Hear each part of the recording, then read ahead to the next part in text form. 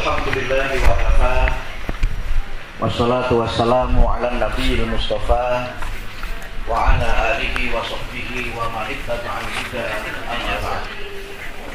Wa qala Allah ta'ala fil Qur'anil Karim, a'udzu billahi minasy syaithanir rajim. Kuntum khayra ummatin ukhrijat lin-nas ta'muruna bil ma'ruf wa tanhauna 'anil munkar wa tu'minuna billah.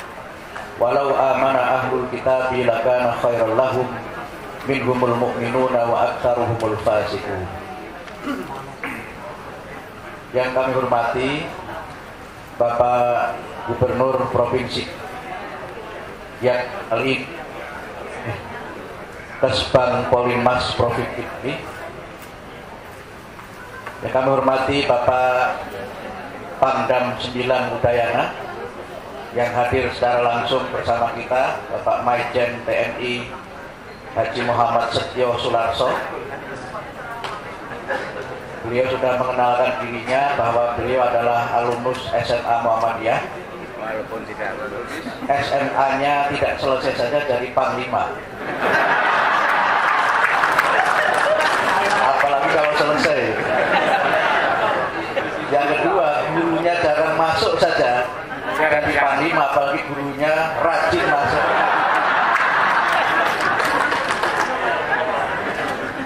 Ini beliau adalah seorang sosok yang menjadi teladan kita bersama-sama, karena dari tadi saya itu nawari beliau minum, tidak mau. Rupanya beliau sedang berpuasa.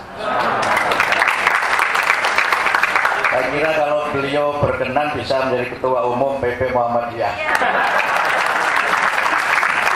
Di Muhammadiyah boleh Pak, TNI menjadi ketua umum.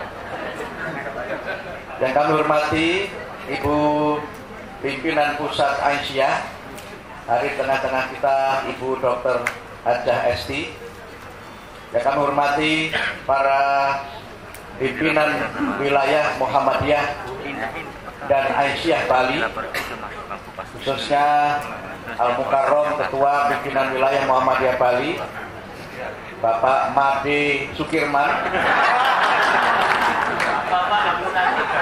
Ini kalau nelpon saya menyebutnya saya Made Sukirman, dan dengan logat Bali itu artinya Pak Kirman ini sudah tidak ada niat untuk kembali ke Banyumas lagi. Para tamu undangan yang hadir pada kesempatan ini dari Bapak Kapolda maupun dari Wali Kota Denpasar, dari Kakanwil Kementerian Agama, Majelis Ulama Indonesia, dan mungkin kalau ada dari perwakilan ormas-ormas Islam. Yang kami hormati pula tentu para peserta musyawarah wilayah Muhammadiyah dan Aisyah yang ke-21, yang ke-11, mohon maaf. Oh iya, ke-11, mohon maaf. Muhammadiyah dan Aisyah Bali, serta seluruh hadirin wal hadirat yang saya muliakan. Alhamdulillah, syukurillah, pada pagi hari ini kita sekalian dapat bersama-sama menghadiri acara yang sangat penting ini, yaitu pembukaan musyawarah wilayah Muhammadiyah dan Aisyah yang ke-11 Provinsi Bali. Kita sekalian hadir dalam keadaan sehat walafiat, hadir dalam keadaan iman dan Islam, dan semoga kita sekalian senantiasa mendapatkan hidayah Allah, mendapatkan rahmat dan inayahnya, sehingga istiqomah dengan iman dan Islam kita, dan semoga acara ini mendapatkan rahmat dan ridho dari Allah Subhanahu wa Ta'ala. Selanjutnya tentu sebagai kontestan yang terakhir, nanti mohon setelah selesai ketik rek spasi mukti dan ke 1912. Saya secara pribadi dan atas nama PP Muhammadiyah menyampaikan terima kasih kepada Bapak Gubernur Provinsi Bali, kepada Bapak Pangdam, Kapolda, dan seluruh jajaran pemerintah yang selama ini telah menjadi mitra sekaligus juga menjadi bapak dari warga Muhammadiyah dan Aisyah di Bali ini. Tadi Pak Pangdam menyampaikan bahwa tugas beliau luar biasa, sangat utama, melindungi segenap bangsa Indonesia dan seluruh tumpah darah Indonesia. dan itu adalah sebuah tugas mulia yang memungkinkan kita sekalian tetap hidup damai di negara Indonesia kita yang tercinta ini. Kami juga menyampaikan salut dan apresiasi kepada PWM dan PWA Bali karena dalam segala keterbatasannya dengan jumlah anggotanya yang terbatas tetapi semangatnya yang luar biasa, sehingga Muswil ini berjalan dengan penuh khidmat, diselenggarakan di sebuah hotel yang juga berkelas internasional. Dari namanya saja kan internasional. Ini kesempatan saya Muswil satu-satunya yang di hotel hanya di Bali saja. Yang lainnya itu di lapangan, di alun-alun. Dan saya kira PWM-nya ini cerdas, karena kalau suasana di alun-alun itu nanti tidak ada seperempatnya yang terisi. Dan kalau di hotel kelihatan penuh, dan saya kira ini memang kecerdasan dari PWM dan PWA. Tapi saya kira Muhammadiyah Bali memang memiliki prestasi yang cukup membanggakan, karena juga memiliki beberapa lembaga pendidikan yang terakhir sempat diresmikan SD Muhammadiyah Internasional yang ada di Denpasar. Dan tentu ini satu bukti bagaimana Muhammadiyah terus berkontribusi untuk membangun kemajuan masyarakat. Yang penting-penting menyangkut sejarah tadi sudah disampaikan oleh Pak Sukirman dan oleh Ibu Esti, dan yang sangat penting sudah disampaikan oleh Bapak Pangdam dan juga oleh Bapak Kesbang Polingmas. Saya hanya menyampaikan sebagian yang agak penting. Yang sifatnya historis sudah disampaikan oleh kedua beliau, meskipun sedikit saya menambahkan bahwa peran-peran kebangsaan Muhammadiyah itu juga tidak kalah dilakukan oleh peran-peran kebangsaan Aisyah. Kalau 2 hari yang lalu kita memperingati Hari Ibu, Hari Ibu itu bukan derivasi dari Mother's Day yang ada di negara-negara barat, tapi Hari Ibu adalah sebuah penghargaan atas perjuangan dari para ibu, termasuk di dalamnya adalah ibu-ibu Aisyah dalam Kongres Perempuan Indonesia yang pertama di Yogyakarta. Kongres Perempuan yang pertama itu mengangkat isu-isu mengenai pemberdayaan kaum perempuan, khususnya yang berkaitan dengan pemberdayaan perempuan dari sisi pendidikan, dari sisi kesempatan untuk berkiprah dalam bidang politik dan kebangsaan, dan tentu yang berkaitan dengan kodrat utama perempuan, yaitu sebagai ibu yang mendidik bagi putra-putrinya. Peran-peran kebangsaan inilah yang menjadi komitmen Muhammadiyah. Mengapa tema muktamar kita adalah gerakan pencerahan menuju Indonesia yang berkemajuan.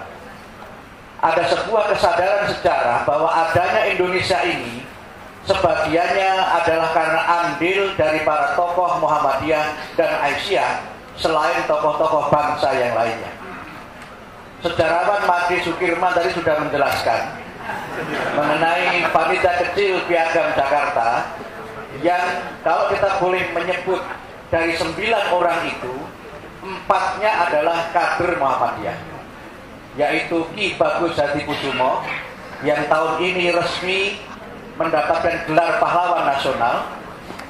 Yang kedua adalah Kasman Singodimejo, ketua KNIP yang sekarang adalah namanya kira-kira sama dengan MPR.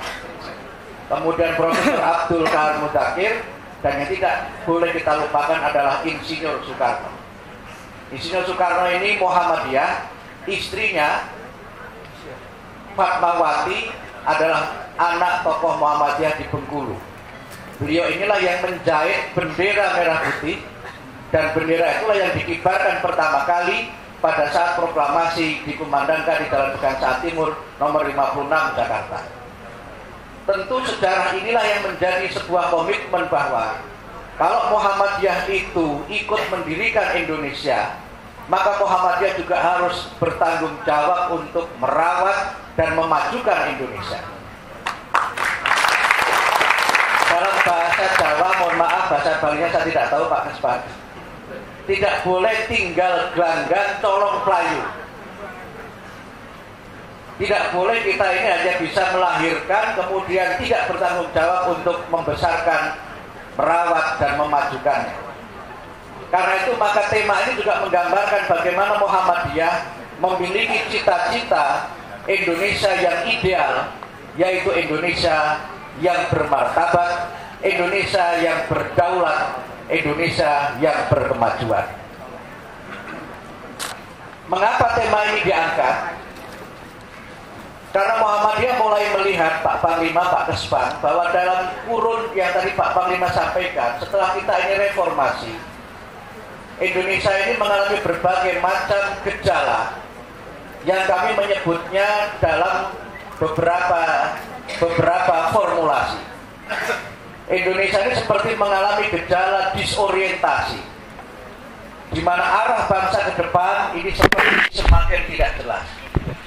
Dulu kita punya GBHN, garis-garis besar haluan negara.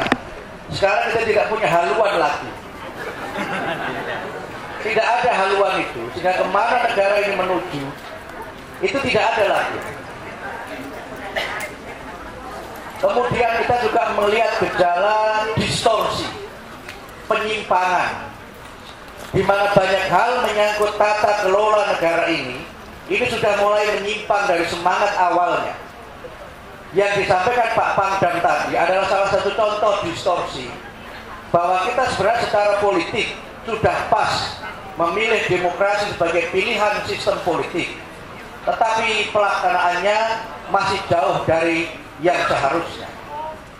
Kata-kata hikmah yang menjadi kunci dalam sila keempat Pancasila itu, hikmah kebijaksanaan, serasa menjadi sesuatu yang sangat langka. Bahkan jangankan hikmah kebijaksanaan, etik pun seperti tidak ada, rasa malu pun seperti tidak ada. Sehingga kalau Nabi Muhammad bersabda al-haya'u minal iman, malu itu sebagian dari iman, sekarang orang sudah tidak punya lagi rasa malu. Dan itu menurut Muhammadiyah adalah sebuah distorsi di mana bangsa ini harus diselamatkan. Kemudian yang berikutnya ada gejala stagnasi, di mana kita ini justru mulai ditinggalkan oleh negara-negara yang dulu belajar dari. Saya membaca running text di salah satu stasiun TV, akhir tahun ini akan masuk 700.000 ton beras impor, salah satunya dari Vietnam. Padahal Vietnam itu dulu belajar bertani dari Indonesia. Anak-anak kita bekerja sebagai kuli di Malaysia, padahal yang mencerdaskan orang Malaysia itu adalah guru-guru dari Indonesia. Human Development Index Indonesia itu meningkat, tetapi peringkatnya kalah jauh dibanding negara yang lainnya. Sementara kita melihat Indonesia yang semakin gaduh, Indonesia yang semakin berisik, meskipun ada yang mengatakan noisy indicate life katanya. Berisik itu mengindikasikan orang itu masih hidup. Bahkan ada yang mengatakan demokrasi is noisy. Demokrasi itu adalah kebisingan. Dan itu yang kita saksikan sekarang ini. Isinya itu orang bising. Yang pada level tertentu menurut saya kebisingan politik ini sudah menjadi polusi politik. Karena itu kalau tadi Pak Pangdam menyampaikan, yang tidak punya duit jangan bermimpi bisa tampil menjadi pemimpin. Karena kita sudah mengalami disorientasi, mengalami distorsi, dan juga mengalami degradasi. Ada seorang kawan saya yang mencoba maju menjadi seorang pimpinan kepala daerah. Beliau, karena menurut beliau akhirnya sadar bahwa untuk menjadi kepala daerah itu orang harus punya 4 tas. Yang pertama adalah kapasitas, yang kedua integritas, yang ketiga moralitas, yang keempat isi tas. Jadi walaupun punya 3 tas yang pertama, kalau tidak punya isi tas, tidak akan dipilih. Seorang kawan saya dari Nahdlatul Ulama, ini Kiai Khos, yakin beliau akan terpilih menjadi anggota DPR. Ternyata tidak dipilih. Sehingga saya bilang kepada beliau, pada zaman yang serba materialistis seperti ini, Kiai Khos itu kalah oleh Kiai Cash. Jadi walaupun Kiai Khos kalau nggak ada cashnya, nggak dipilih juga. Jadi sudah mulai suul adab ini masyarakat ini. Karena itulah maka Muhammadiyah ingin Indonesia ini berubah. Karena ada kemungkinan ketika Indonesia itu memperingati proklamasinya yang ke-100, 1 abad Indonesia, maka Indonesia mungkin berada dalam posisi salah satu dari 3 B. B yang pertama itu Indonesia bubar. Yang disampaikan oleh Pak Kirman tadi, Indonesia dari Sabang sampai Merauke mungkin tidak lagi utuh dari Sabang sampai Merauke. 2 pulau yang terujung di Sabang dan Merauke adalah 2 kawasan yang secara politik paling bergejolak dan 2 kawasan yang semangat separatismenya tidak pernah pupus sampai sekarang ini. Kemungkinan Indonesia itu bubar itu ada karena kita melihat berbagai macam gejala yang merupakan ekses dari pilihan politik kita sekarang ini. Saya tidak mengatakan reformasi politik kita ini salah, tetapi reformasi politik kita ini mungkin terlalu jauh dari yang seharusnya kita lakukan. Gejala-gejala separatisme itu muncul karena ada realitas sosial dan ekonomi di mana keterbukaan yang kita miliki ini memang menimbulkan persoalan kesenjangan. Kesenjangan ekonomi kita ini secara nasional begitu menganga. Angka Gini yang menggambarkan angka keadilan atau distribusi ekonomi di Indonesia ini mencapai 0,43.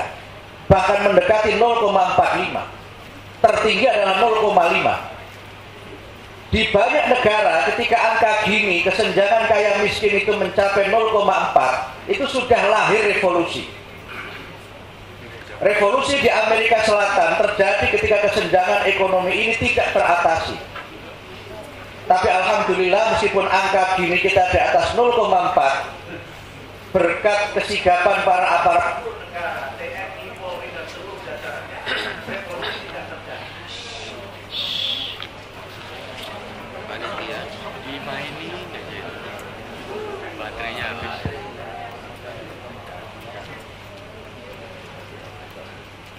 Ini persoalan. Bank Dunia merilis seminggu yang lalu, kita baca di berbagai media, bahwa kekayaan Indonesia ini juga sangat timpang. 1% orang Indonesia menguasai 50,3% seluruh total ekonomi Indonesia. Itu artinya yang 99% orang Indonesia itu hanya menguasai 49,7%. Betapa senjangnya ekonomi negeri ini. Dan kalau kemudian yang 1% itu kita track, kita keluarkan siapa-siapa mereka, ulaikahum minal yang disebutkan Pak Panglima tadi, aktaruhum minasini wa qaliluhum minal muslimin wal bali wal jawi. Sebagian besar mereka itu, ini mic-nya protes atau gimana ini? Saya lagi seneng-senengnya kok mic-nya nggak menggembirakan begini. Oh, mungkin karena made in China itu, Bu, saya kira itu. Saya tidak anti ras, saya tidak anti suku. Tetapi ini harus menjadi sebuah kesadaran kebangsaan kita bahwa kalau kesenjangan ekonomi ini dibiarkan, maka ancaman Indonesia itu bubar, itu bukan sesuatu yang mustahil terjadi. Yang kedua adalah kesenjangan antar daerah. Kesenjangan antara Jawa dengan luar Jawa. Ekonomi Indonesia ini di atas 56% itu ada di Jawa. Dan yang di Jawa itu di atas 15% itu ada di Jakarta. Yang sisanya itu dibagi di seluruh Indonesia. Nah, Bali agak kebagian sedikit lewat pariwisata, tapi masih kolil, masih sedikit. NTB itu baru dapat berkah dari Bali, karena itu ada pesetan NTB itu nasib tergantung Bali.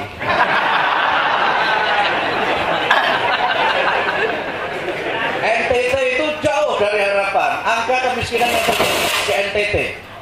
Tapi karena mereka orang yang taat beragama, maka NTT juga presetannya jangan khawatir, nanti Tuhan tolong. Nanti Tuhan tolong katanya. Atau pakai mic yang manual saja, tidak usah mic yang berkemajuan.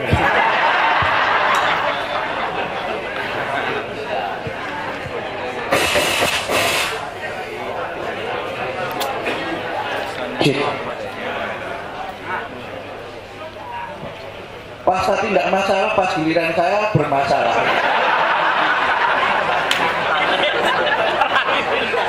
Ini memang nasib generasi masa depan ini tidak jelas akan bermasalah seperti saya ini.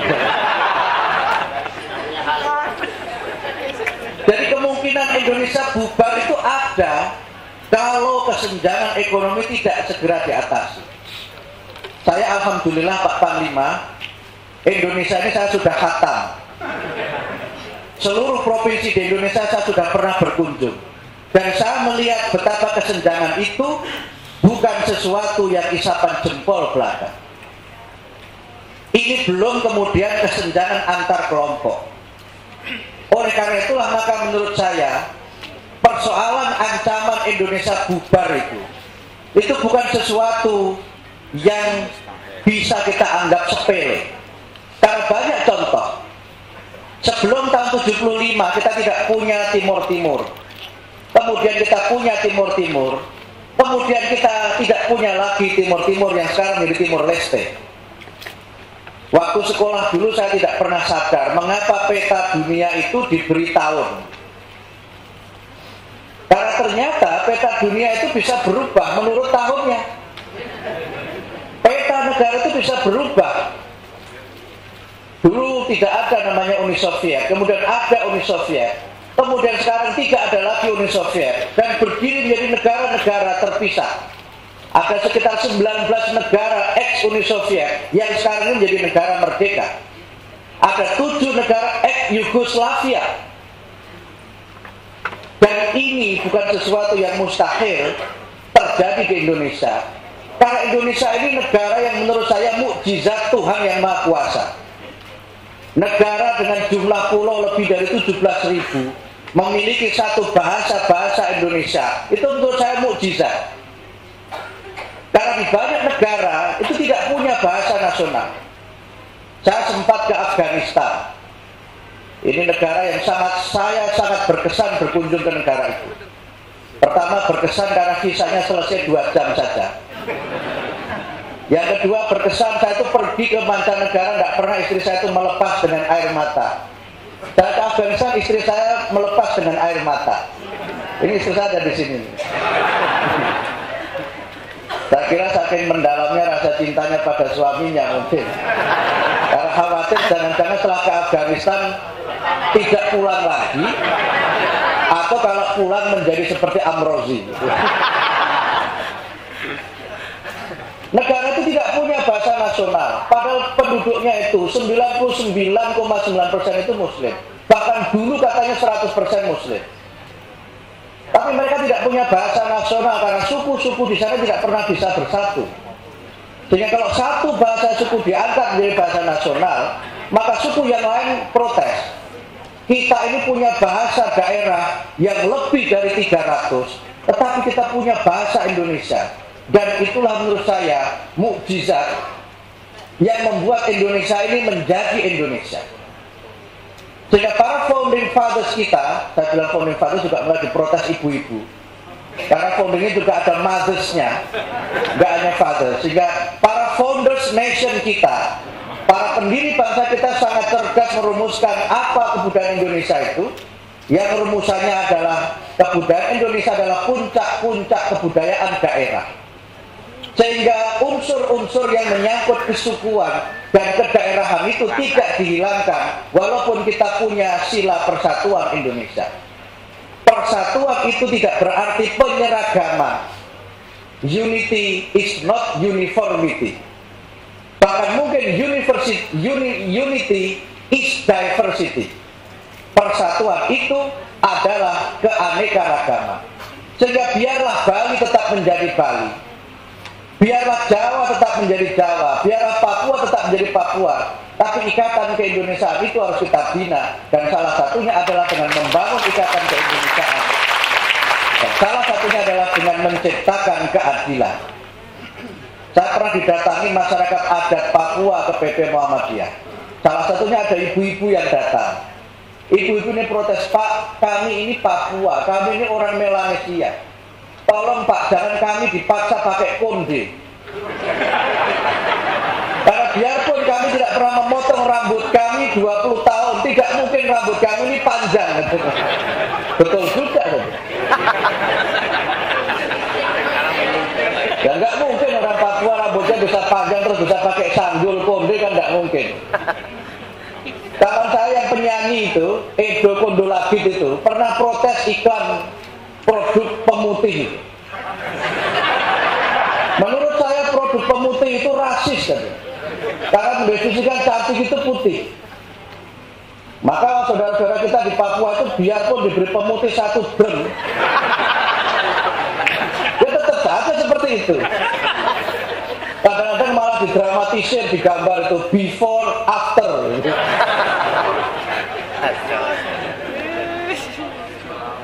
Ini persoalan, karena itu janganlah kita membuat definisi-definisi yang menyinggung satu suku di atas suku yang lain. Dan hebatnya Indonesia itu, walaupun orang itu tetap menjadi Bali, tapi tidak ragu berbahasa yang lain. Walaupun orang itu Jawa, tapi tidak ragu berbahasa Bali. Inilah saya kira B yang pertama, dan mudah-mudahan B ini tidak terjadi. B yang kedua, itu Indonesia bangkrut. Indonesia bangkrut karena utangnya nggak karuan. Sekarang ini kalau boleh saya buka, utangnya Indonesia itu sudahlah. Katanya pernah ada ini Bu Aisyah yang mengurusi mengenai bayi itu. Tangisan anak Indonesia itu terkeras sedunia. Karena begitulah diberitahu, kamu jangan senang-senang ya, kamu harus ikut membayar utang satu orang itu 25 juta. Jadi baru lahir utangnya sudah 25 juta. Jadi kalau utang Indonesia itu dibagi untuk seluruh penduduk yang 243 juta itu, satu anak yang baru lahir precet itu kena 25 juta. Bapak-bapak yang pegawai negeri jangan ayem-ayem, jangan bunga-bunga. Yang dapat sertifikasi juga jangan senang-senang dan jangan utang terus. Karena sesungguhnya yang untuk gaji bapak-bapak ibu-ibu yang PNS, yang sertifikasi guru dan dosen itu adalah utang luar negeri.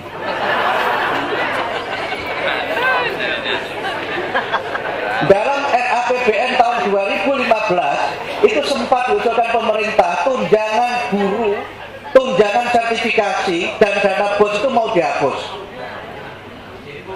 Karena negara tidak punya uang. Dan juga ada evaluasi ternyata setelah guru-guru itu mendapat sertifikasi tidak ada peningkatan kinerja.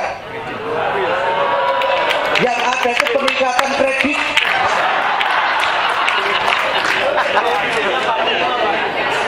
Nah, alhamdulillah DPR kita tetap memperjuangkan supaya tunjangan sertifikasi guru, tunjangan sertifikasi dosen, kemudian bos itu tetap dianggarkan dalam APBN. Betapa